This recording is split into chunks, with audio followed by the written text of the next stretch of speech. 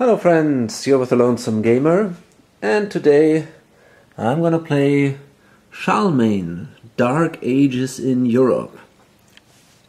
And that is a magazine game from Strategy and Tactics number 189. And it is designed by Joe Miranda. Well, okay, let's set up the game then. Okay, so here we are. Now, before I start this, again, I have to really thank one of my viewers, and that is, in this case, it's Sergey. He has sent me 2 of these, or actually he sent me 3 of these soft boxes. These kind of special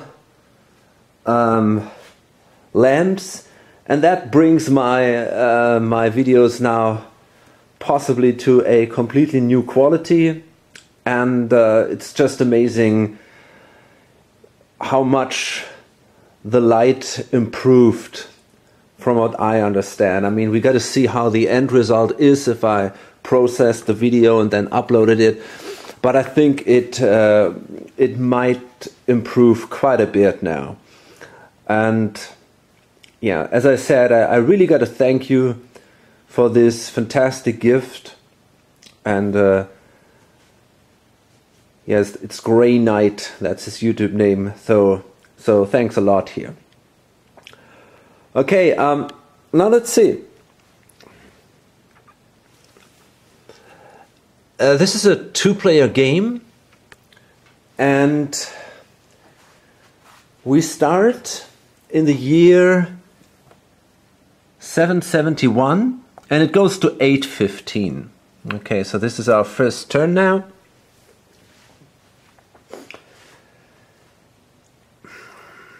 And one player plays the Frankish Empire under the rule of Charlemagne, and the guy is here. And the other player basically plays all the enemies of the empire, the different tribes, you might say, or he's also called the chaos player in the rules. And at the moment, he controls only Lombardy and Saxony. And I've marked the control of the areas with these discs, with these wooden discs that come not with the game. Usually you're supposed to do it here, over here on that table. Here you have the control of the Franks, neutral, tribal, but you can see these control markers, they're really big. So it's if you have more than one sitting here and a few underneath, it gets really problematic, I think. In addition to that, the order here is not alphabetical, it's a little bit geographical. So at the beginning you basically, or here on top, you have the Frankish controlled areas, but then it becomes kind of strange. This is North Spain here, Brittany, then we have here basically the German areas, down here then Italia, and I don't know, I don't like this order a lot, and I find it hard to find things quickly on that table. Therefore, I decided to mark it simply here on the map. And well, yeah, obviously you can see you have all these different regions here, and more or less the center of the map is controlled by the Franks. Most of the areas are neutral. There we have these green troops here, and green troops usually mark the the tribal player, while these violet troops mark the Frank player.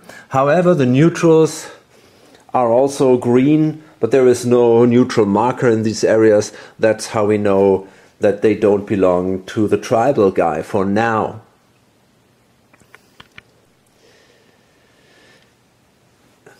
These neutrals might be activated due to random events, for example. There can be a revolt or something like that.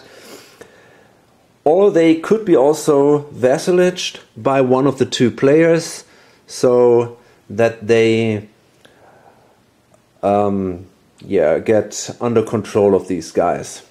The goal of the game is for the Empire player to get lots of points, and for the tribal player to prevent that from happening. The tribal player won't get any points. In the end, we simply count the points. Yeah, here we go. We count the points of the Empire player, and depending on the result, we get some kind of victory. Empire total, Empire regional, and so on. Tribal regional victory. So, depending on how many points the Empire has, we'll see at the end the degree of victory.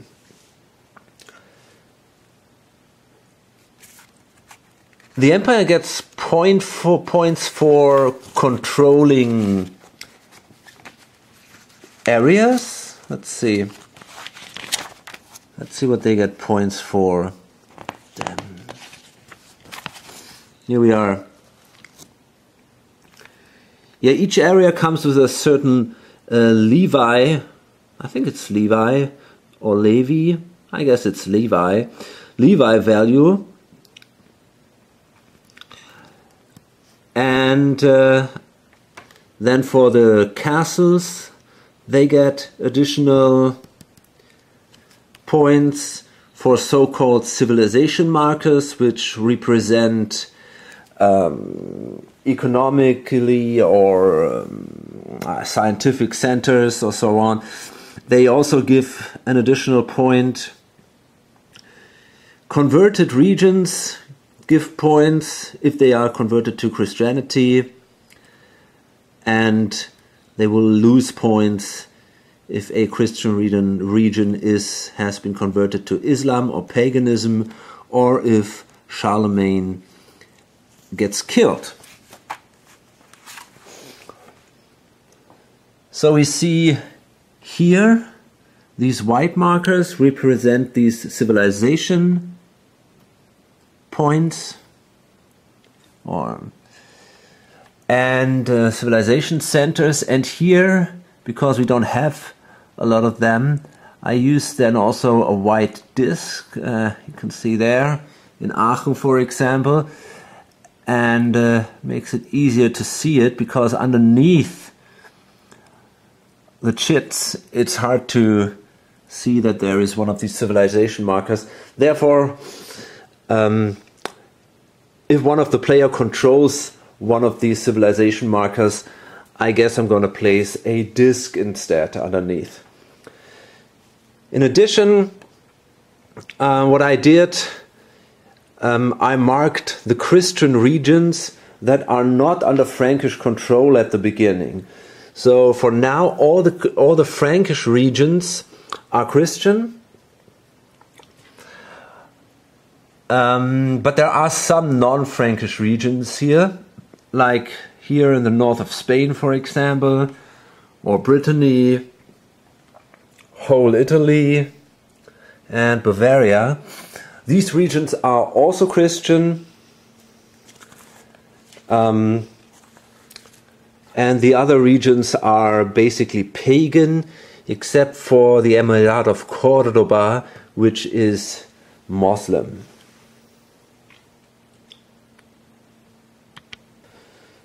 Okay, so we can see here the sequence of play,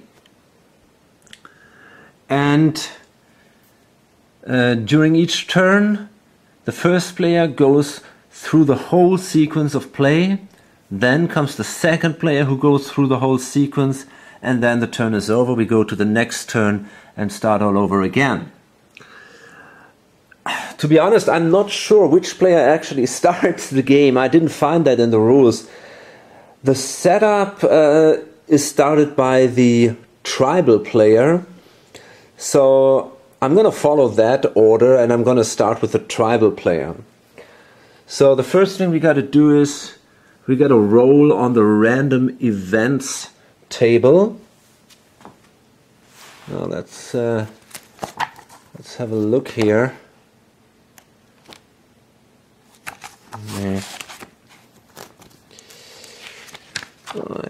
There we are.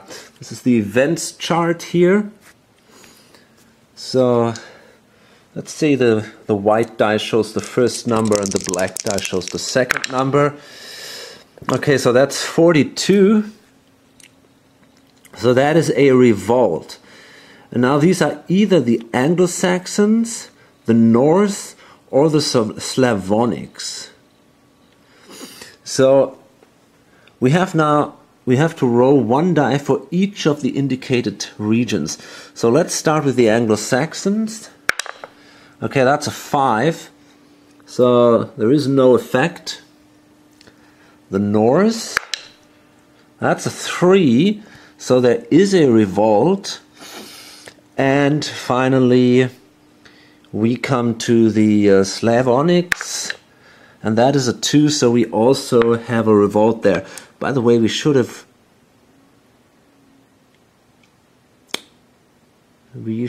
modified that, but not in this case, I think. Yeah, no. Okay, so the thing is now that both of these areas, the Slavonics and also the Norse, were neutral. So now they become tribal controlled.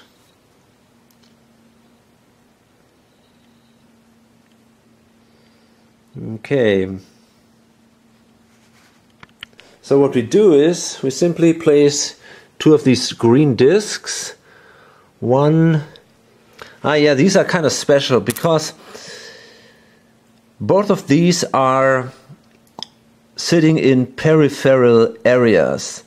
They are not on the board, but in these boxes here. The Norse here in the north, and the others down here. Now the Slavonic, I gotta check that, but I'm pretty sure they come from up here. So basically there should be a connection between this box, and I think it is north of the Danube where they can enter the game, while the Norse basically simply sail in here, I think. I'm not positive about that though, but this is something I'm gonna check. So yeah, the Slavonics, they enter north of the Danube on land. The Norse enter here in the north edge of the map, east of Britain. So basically, I guess they can enter from here, simply down there. Okay. So that was then the event phase.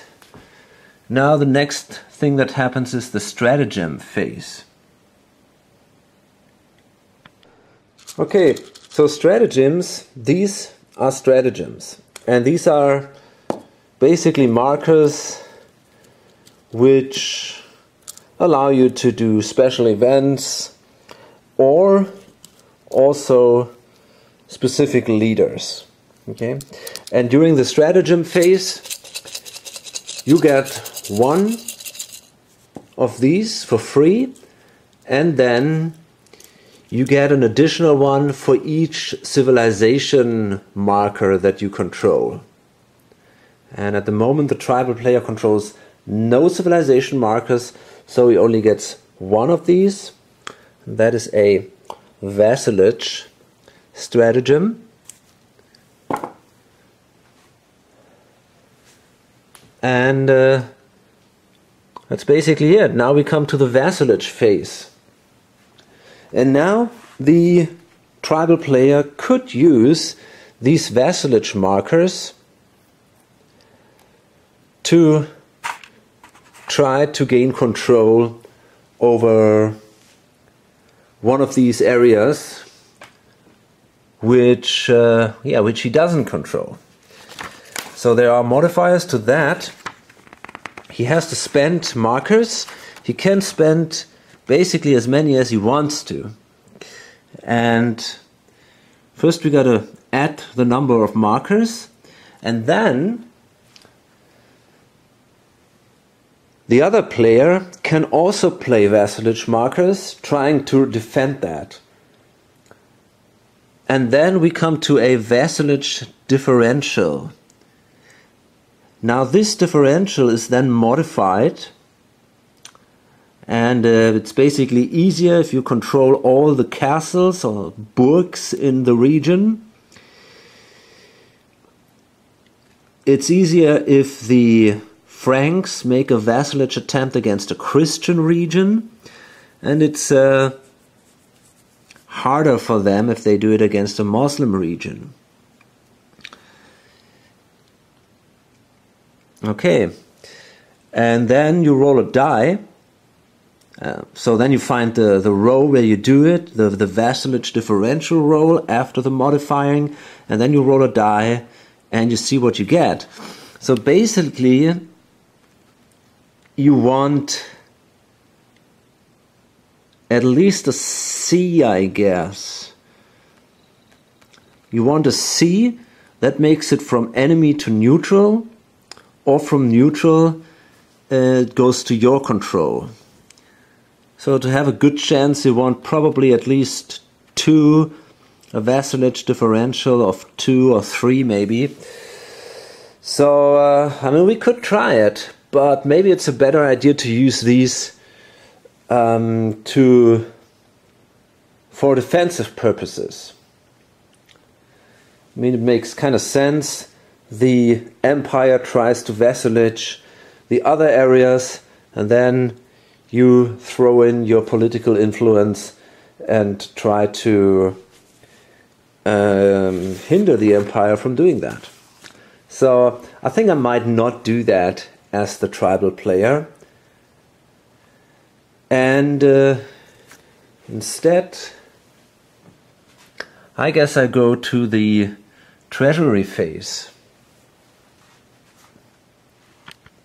So now I simply check here my treasury point chart, and I get treasury point for each castle that I control, and that's more or less it. I would get additional points for the control of Byzantium and the control of the Caliphate of Cordoba, but that is at the moment not the case. So let's see. We have here all these cities show these castles. And then it's also possible to build additional castles. We have the markers here, and they also would give you additional money then. So basically we control here Saxony, so that's 1, 2 castles. And in addition to that we control Lombardy, so we got 1, 2, 3. This belongs to Byzantium, Venice, but Pisa. So it's 4, so we get 6 treasury, and these peripheral areas, they don't give any treasury at all, except for Byzantium and the Caliphate. So we got to write that down. There is no track to mark that somehow.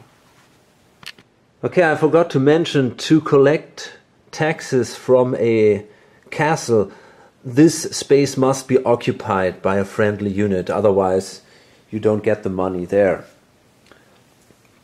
Okay, so now during this treasury phase we can also buy different things, and we have there also a little table which indicates what we can buy. There we are.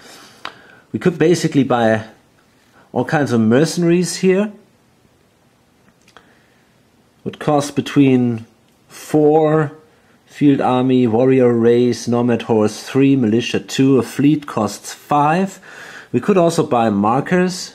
Stratagem would cost us 2, a burg or a civilization marker would cost us 5, and we could remove pillage. Now, to be honest, I think at the moment, I'm not sure if I want to buy anything at all. I have to supply my troops if they exceed the forage limit of a space. So therefore, and I would need treasure for that. Therefore, I think it might be a good idea to keep the money for now so that we are a little more flexible than during the operations phase. Okay, next we come then to the Levi phase, and that means that we get now some units for free. And here, in this column here, the Levi column, you can see how many units each area, each region gives you during this phase. Usually it's between 1 and only a single area, Australia, would give you 3. Now the problem is that the force pool is very, very limited.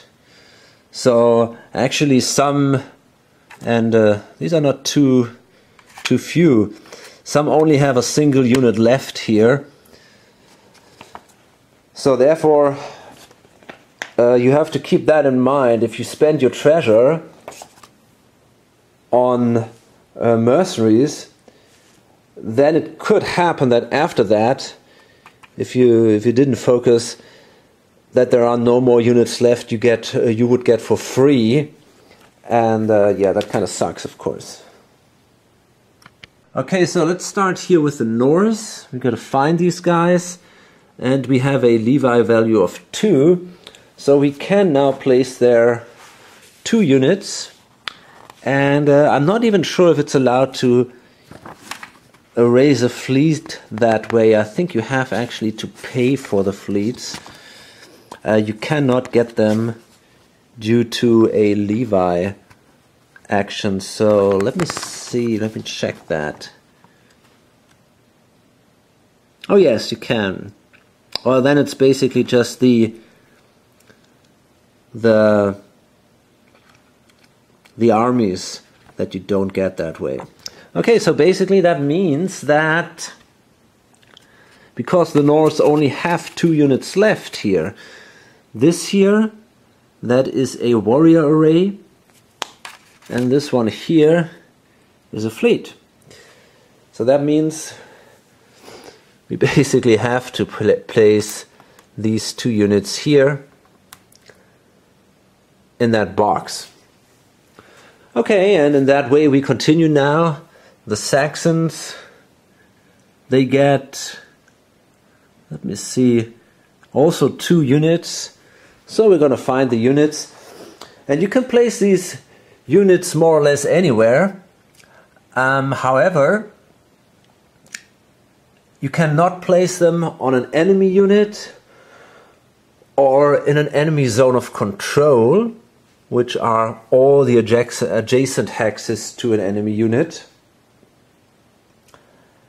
Except if that enemy unit is inside a castle.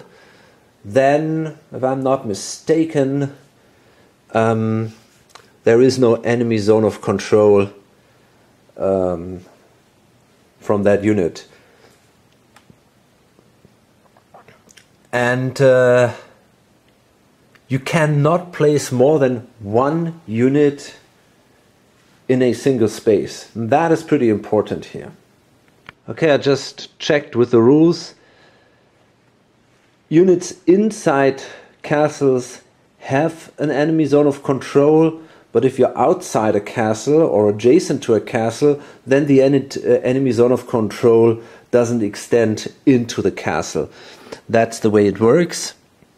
And now I want to find my Saxon units here. and they are here. Okay, so we're simply going to take,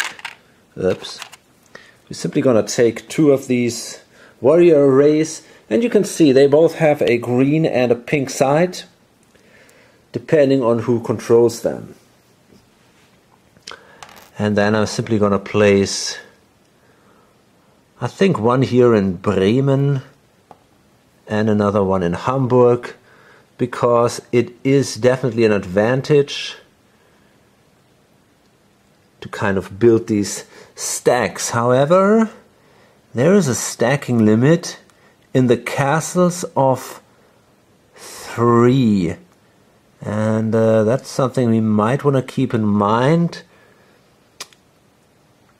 I think it's not checked right now, but during the provisioning phase. But still, we want to remember that, I guess. Okay, so now I'm going to do the other regions of camera.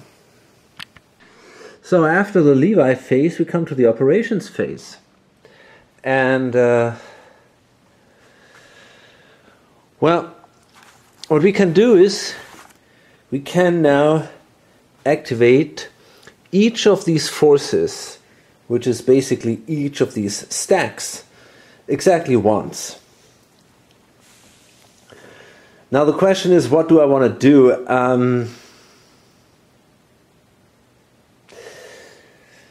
And because I don't have a leader at the moment, remember I would get the leaders with a lucky pick here from the stratagem markers, and I don't have a leader at the moment.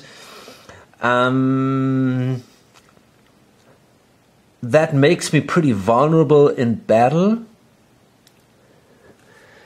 and it also gives me less operational points. So therefore I'm considering maybe staying for now on the defensive side. I have a few nice troops here in Lombardy, but it kind of seems like maybe I want to stay there for now, because otherwise there is the risk that Charlemagne, which is up there, he simply might move down here. This would be within reach, I guess. And then if I cross, for example, here the St. Bernard Pass to pillage in this area, for example, he might be able to move down and simply destroy my army, and that would suck. Similar thing here in Saxony. If I move out of my castles, the armies are easily destroyed there. I mean, they're probably easily destroyed anyway, but it might make it a little harder for him. The only one which could be a little more interesting is maybe the Slavonics and the Norse. Now the Slavonics, they have these nomad hordes, these cavalry units, and they can retreat from non-cavalry units pretty easy. So that could be an option. Then it's not that easy for Charlemagne to hunt us down. So I think I want to move these guys. So okay, what I do is, we have here two values. On the left, that's the battle rating, and on the right is the movement rating, or the operation point rating. Now the battle rating is fairly low, but the operations rating is pretty impressive. And now we're simply going to roll a die. That's awesome. So we got a 6. And if we had now a leader, we could even multiply that 6. And then we simply add the operations value of the unit with the lowest value. In this case, they both have an 18, so that means we have now an operations value of 24, and that's a lot. Okay, we have here now our operation point track, which we can use, but I don't know. how much I want to take use of that. Okay, and now I can enter the map here from the east, north of the Danube. Okay, now here's Charlemagne. I don't want to really meet him. I might consider, on the other hand, entering some of these territories here and maybe pillaging a region. So let's see. Augsburg seems pretty close, and in addition it's my hometown, so maybe that's a good target. What about Erfurt? That would be up here. It's even closer, but I don't know if I want to do that. I'm considering moving to Augsburg. Okay, now let's see that we have here a terrain effect chart. And you see it's a little stupid design because all these charts and tables are in this direction while the map is in the other direction. So that kind of sucks. Okay, so the terrain effect chart, we have here the movement cost, defensive effects, and a forage value. And let's see. For clear hex it's 1. Crossing a river is another 1, rough is 4, and marsh is 2. Okay, now let's see. Let's say what is that?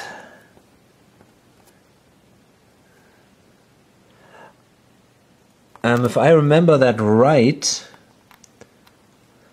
I can move through neutral areas, but at the moment that I enter a space with a neutral unit, I would attack that unit and I would activate that area in favor of the other guy, I think. So that's definitely something I want to avoid. But they don't have any enemy zone of control. So let's say we enter here. So it's 1, 2, 3, 4, 8, 9, 10, 12, 13, 14. Okay, so why not? Let's move to Augsburg. But we cannot directly move there. We can move here with 13 movement points. So let's subtract that here. Brings us to 11 then. Okay, and now we want to do an attack, I guess. So let's see what we have there. The attack itself costs me, I think, an additional operation points, if I'm not mistaken. But I am. It's 3 operation points for the attack. Anyway, let's pay that. So we're down at 8. And then, yeah, let's do a battle. Okay, so here we are. We have here the battle operations table. So first we have to find the combat odds. And we have here a few modifiers. We have to add the combat strength of both sides. So my combat strength is simply an 8, right? We got twice the 4 on the left, so that would be an 8. And wow, that light changes the colors quite a bit. It looks now like blue, but actually this is more, it's more purple than blue. That's interesting. Okay, anyway, so the others only have a 2, but they are sitting in a castle. So I'm pretty sure there will be a modifier here. So that's a terrain modifier, possibly. And that's a defense. The Burg printed says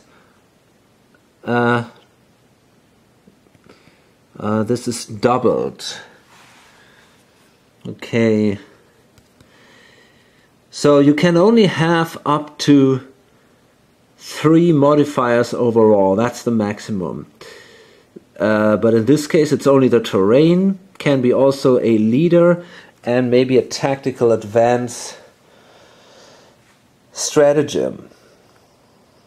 Okay, so these guys would have a 4 because of the castle, and the others have an 8. So that would be a 2-to-1. Now let's see, and then we would roll a die. What would be the effects here? BB, Bloodbath. That doesn't sound good. But that would only happen on a 1 or 2. A DD, Defender defeated. Meh. Yeah, it also kind of sucks. And a DZ, which means annihilated. Yeah, that's not cool. Okay, so we might consider playing a military advance stratagem. Let's see what that exactly says. Play during any battle, doubles the strength of all units in one friendly force for that battle.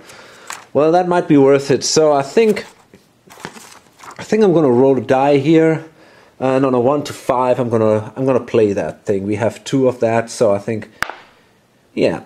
So I'm gonna throw in this one, and now actually, this goes back to the cup, and now the attacking player would have the option to play a treachery marker, which would simply cancel the just played stratagem.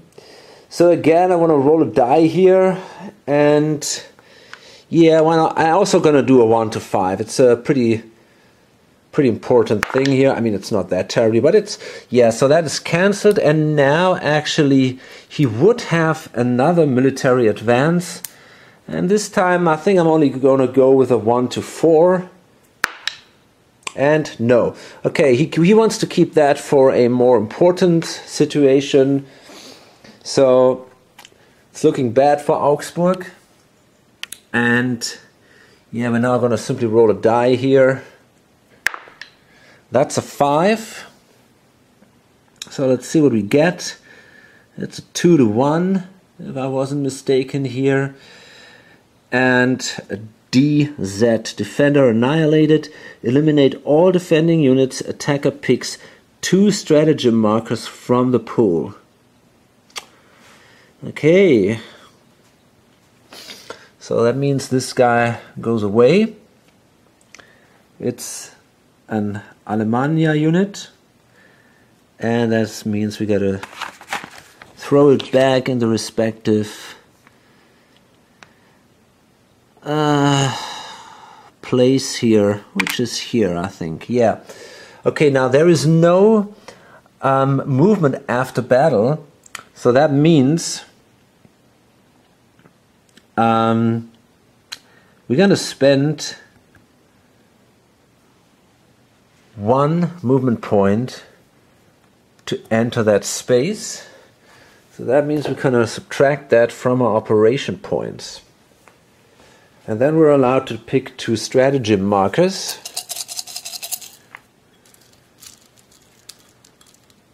Okay, what do we have? Ragnarok. That sounds fun. And cool, that's very cool, because that is a general, and it's called Graf. Okay, yeah, that's definitely awesome. So after you pick the leader, you have to place that guy right away on the map, and I'm going to place that leader here in Milan with these units, because I want to build an army and then cross the Alps into maybe Burgundy.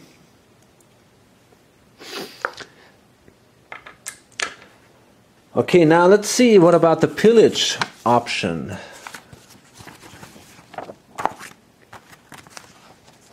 There we go. Now pillaging cost us 2 points. And we have 8 points, so 8 strength points. So we would roll here on the rightmost table. That's a pretty good thing. And on a 2 we would be actually successful. And that also could give us a treasury point. But there is a high risk that the enemy player would get a stratagem. Every time when this is a plus R, it says plus reaction, that would allow the other guy a stratagem. So it's a little tricky, but I think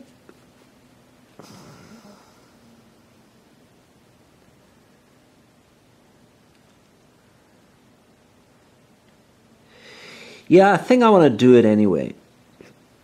So because that steals also victory points of the other player. If he loses castles, he gets less victory points. Remember, each castle is a victory point for him. And I think I want to destroy that. I think it's going to be very hard to hold Augsburg. Although it's kind of tempting, you know. Simply remain there, let Charlemagne move down and try to recapture it, but he's got 6, 12. He doesn't have that many. But he's got that leader bonus for Charlemagne, which gives him during battle, wow, a ×4 modifier. That's a lot. So I would sit there with basically 16, and he has 6. How much was it? 12. Wow, he could quadruple this shit. So I think that is a pretty bad idea to remain there then. Yeah, no, that doesn't make a lot of sense. So I prefer remaining mobile, and if I get attacked by Charlemagne, I'm able to retreat because I'm faster than he is. So yeah, I'm gonna pay 3 more bucks. Well, no, it was 2, I think, for a pillage operation.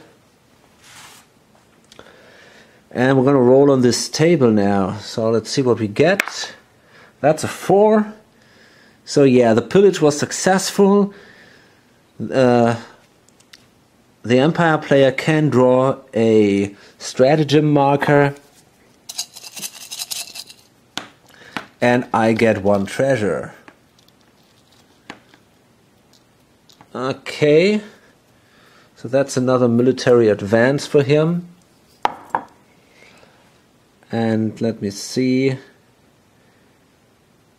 Reduce the forage value, any port in the hex.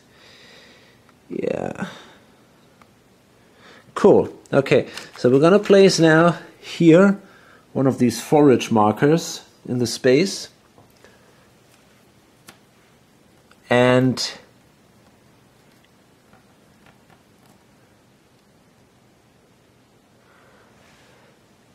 now if the Empire player wanna get rid of that marker, then he has to pay, I think, $3 or something. I'm not really sure about that. It's kind of strange that it's not written there. Yeah, but I think that's what it... No, actually he has to pay money for that, exactly. He needs a unit on that space, and then he has to pay $5.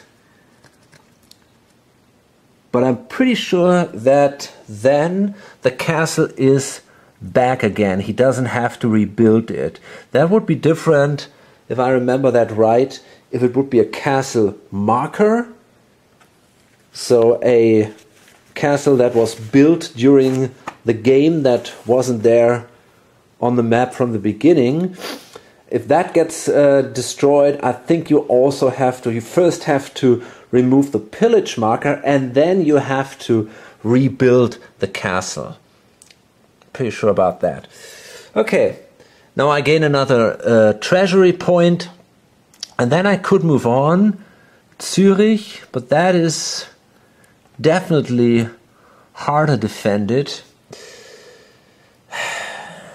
Strasbourg would be an option maybe, but their retreat becomes kind of tricky because I cannot retreat across a river, and I also cannot retreat into an enemy zone of control. So I'm not sure if I want to risk that.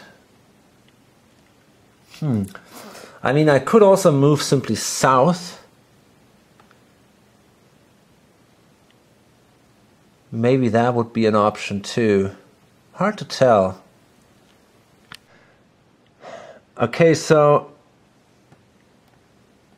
that space has now a forage value of 0. So I don't want to stay there. I think I will stay in clear terrain because that's enough to remain in supply.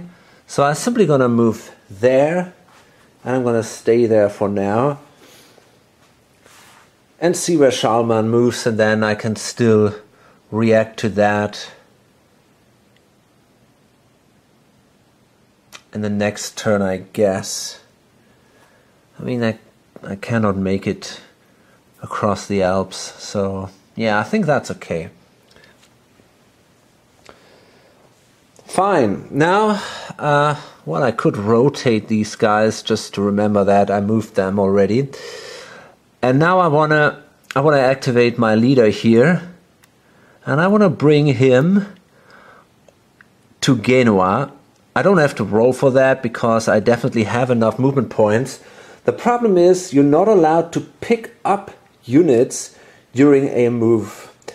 So if you want to kind of form an army, it can take a while, you know. You have to move from one space to another, and now you have to collect these units, and therefore, yeah, okay, I think I'm going to remain here for now. I got to pay a little bit of forage cost here, but I have enough money, so I think that's fine. I have a nice army there now. And finally, I can now actually move my Norse men. Okay, now I'm going to activate these Norse units, and each fleet can transport up to 3 land units. And if they start in a port, then each sea zone costs me 1 space or 1 movement point. If I would start in a coastal space which is not a port, then each sea zone would cost me 2 movement points or operation points to move. But because this box has this anchor symbol, this is a port, and yeah, I'm not sure where to go actually. I think, well, I might go here maybe to Bologna and maybe try to do a pillage action there. So let's see how much operation points I have. Now we got 24, and in this case I'm pretty sure that this is actually my value, and that this guy is not important here, but I'm not completely positive about that, so let's double check this. Here we go. Okay. Naval transport. Okay. Capacity, blah blah blah. Here, force using naval transport uses the transporting fleet's operation points value. Exactly. Okay, cool. So that means we're going to roll a die.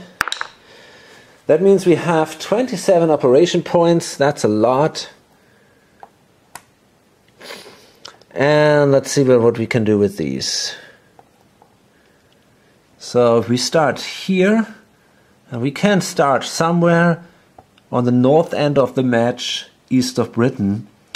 So that would be then 1, 2, 3, 4, 5, 6. Okay, now the problem is we would have to attack this space. From what I understand, I can use my fleet to do that, and also the land unit. So I have a strength of 8, and these guys have a strength of 4 because they're sitting in a castle.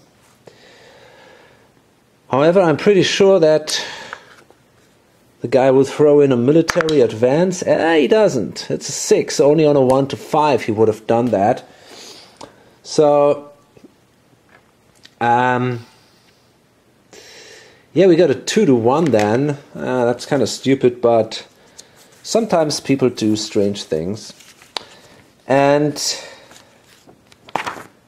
we got pretty good odds that we win this. That's a 2. Well, that's not too great, but we'll see.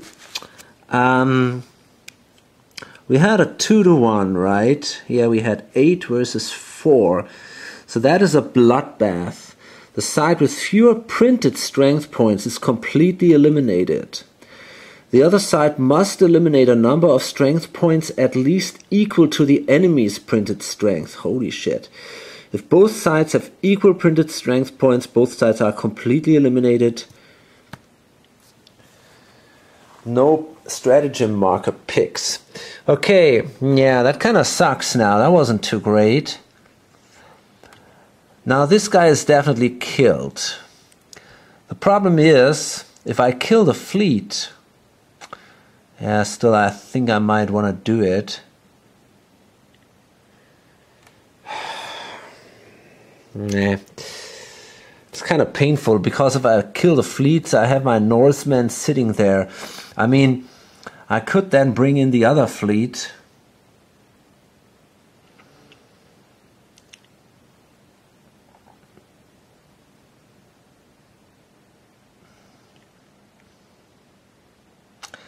I don't know. You know what? I think what I want to do is I want to destroy actually these guys and let the fleet remain here, because I'll get them back the next turn anyway in the Levi phase. That doesn't cost me anything. Oh shit. Okay, now after that battle, I think I'm simply going to move back home so that I can pick up in the next turn the coming warrior array. And now I'm going to activate my second unit. I'm going to roll a die. That's a 4. So that's definitely enough points. 20 points to do a pillage action. So 1, 2, 3, 4, 5, 6 points to get here. And we had, wait a minute, 24, 28 I think. Yeah, 28 points overall. So we are now at 22. And then we're going to do a pillage action. And we have a strength of 8. So that was again on the rightmost column here. There we go.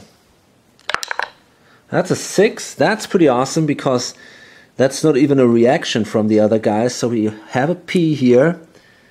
And that means simply we can place a pillaged marker there. And in addition to that, we get another treasure. That's kind of cool. Okay, so I got a lot of points left. I mean, I could try. The question is, where can I get? 1, 2, 3, 4, 5. I don't know, man. 1, 2, 3, 4, 5, 6, 7, 8, 9, 10, 11, 12, 13, 14. That is a coastal hex here.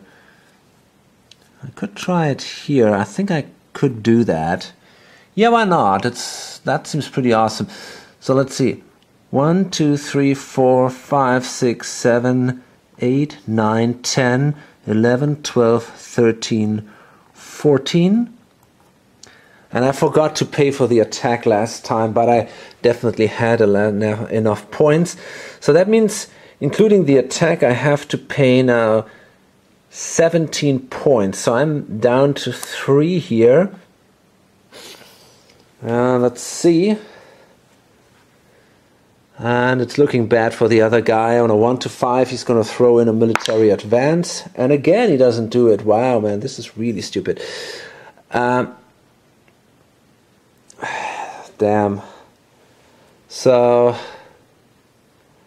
that means now that, well, he might reconsider that. Let's give him a 1 to 3. Well, no military advance here. Okay, so that means we have again very good odds. Ah, that sucked. I think that's again a bloodbath. And,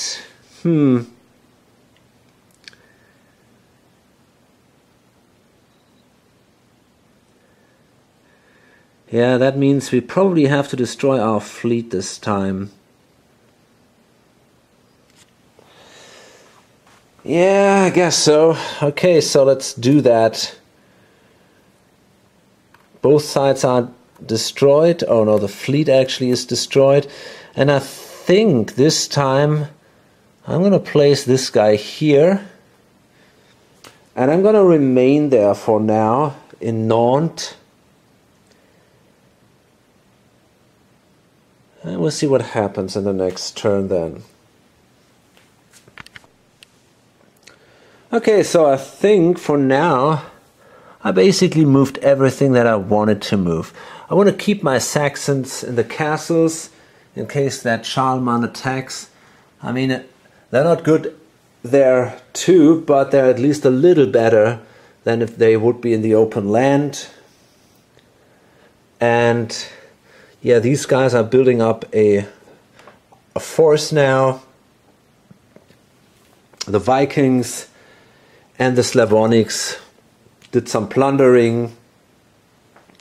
So yeah, that was kind of a fun turn for the tribal player. And now we continue with the Empire, but before I'm going to do that, I guess I'm going to load this up. I hope I didn't mess up too much with the light. I have to test the effects here. In this case it's a little special because I got the acrylic thing, so I couldn't place a light over there because otherwise we would have the mirroring here everywhere. And in future videos without acrylic, maybe it's a little better then, even more light. I mean, I have another lamp, a third one, so I might consider using that one too, but we'll see. Okay, hope to see you on the next video or on lonesomegamer.com. Bye.